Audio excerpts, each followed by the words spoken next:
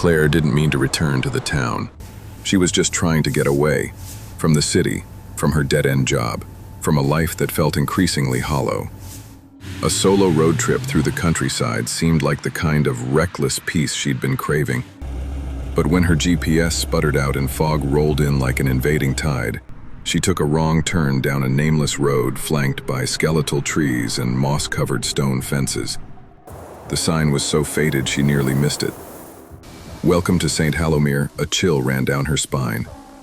She stared at the sign, a cracked wooden thing covered in dead ivy, and felt an inexplicable pressure in her chest.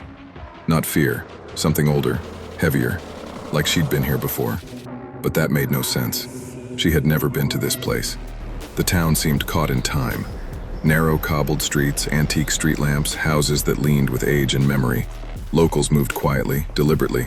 Most offered polite but distant smiles. A few stared longer than was comfortable. Claire checked into a bed and breakfast run by an elderly woman who smelled of lavender and candle wax. "You look tired, dear," the woman said, her voice soft, frayed like parchment left in the sun. She stood behind the desk of the lone inn in town, a faded wooden structure with crooked beams and the smell of old rain soaked into its bones. Her eyes were the color of tea left too long to steep. She reached under the counter and pulled out a brass key, dulled with age and green at the edges. Its teeth were ornate, almost too elaborate for such a quiet place, and its bow bore the faint etching of a weeping flower. She pressed it into Claire's hand. "You'll find Saint Hallowmere has a way of slowing people down." Claire blinked, unsettled by the words. The phrase lingered, not as a joke or pleasantry, but as a warning. She glanced behind her through the fogged glass door. The world outside was stuck in dusk despite it being well past sunrise. "Thank you," she said, her voice small.